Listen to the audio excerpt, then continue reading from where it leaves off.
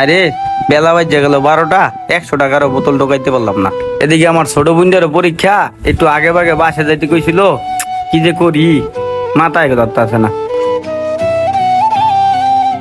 না এদিকে এসে লাভ হইল না, একটা বোতল সোতলও পাইলাম না। আর একটু সামনে আড়ি, দেখি কিছু পাই কিনা। আচ্ছা বন্ধু, সত্যি করে একটা কথা বলছে, সাব্বিরের সাথে তোর কি হয়েছে? ওর ব্যাপারে আমার কাছে কিছু জানতে চাইস না বন্ধু। ওই বন্ধুত্বের মর্যাদা দিতে জানে না।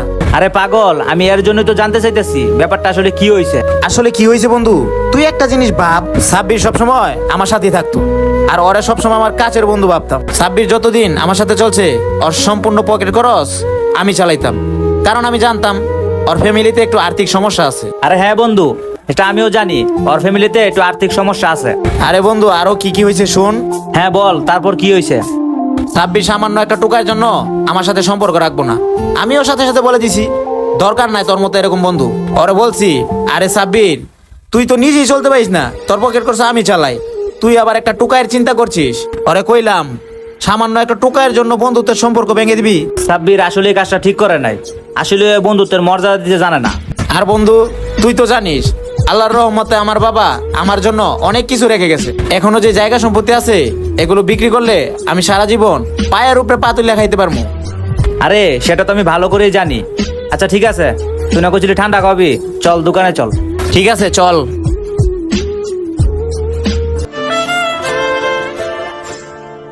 ওই তো সামনে 2টা বোতল পড়ে আছে, যাই তাড়াতাড়ি নিয়ে নেই।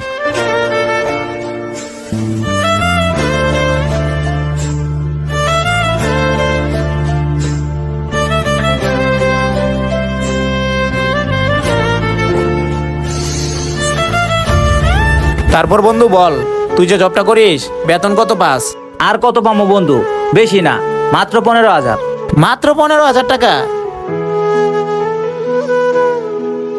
হাসিস না বন্ধু, তোর বাপের মতো আমার বাপের এত জায়গা সম্পত্তি নাই যে বিক্রি করে বসে বসে খাইতে পারবো। আরে ভাই রাগ করিস না, মজা করছি। ওই তো একটা বোতল পড়ে রয়েছে, যাই তাড়াতাড়ি করে বস্তায় ঢুকাই। ও আরো একটা পাইছি। ওই তো 2টা ভাই ঠান্ডা খাইতেছে, একটু পরে বোতল 2টা ফালাইলে আমি নিয়ে নেবো। আনে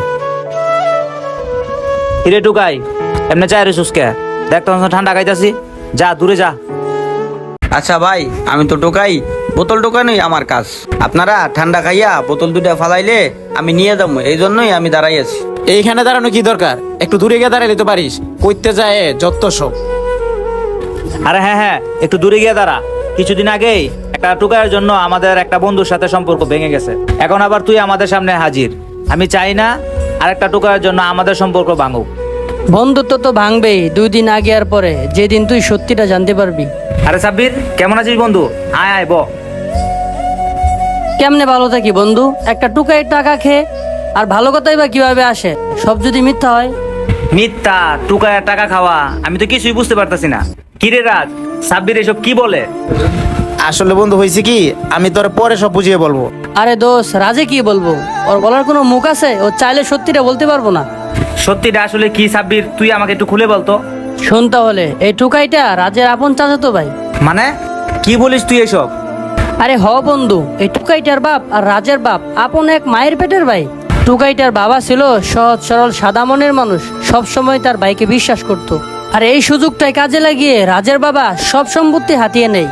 সম্পত্তি হারানোর শোকে এই টুকাইটার বাবা হার্ট স্ট্রোক করে মারা যায়। আরে ছোট ভাই বোন আর ওর মায়ের মুখের দিকে তাকিয়ে ও ছোটবেলা থেকেই এই টুকাইয়ের কাজটা ও বেছে নেয়, আর এই টুকাইয়ের কাজ করেই ছোট ভাই বোনদের পড়াশোনা চালাচ্ছে। কিরে রাজ, তুই এত বড় সত্য ঘটনা গোপন রাখলি? তুই ওদিকে তোর বাপের সাথে কোনো দিক দিয়ে কম না।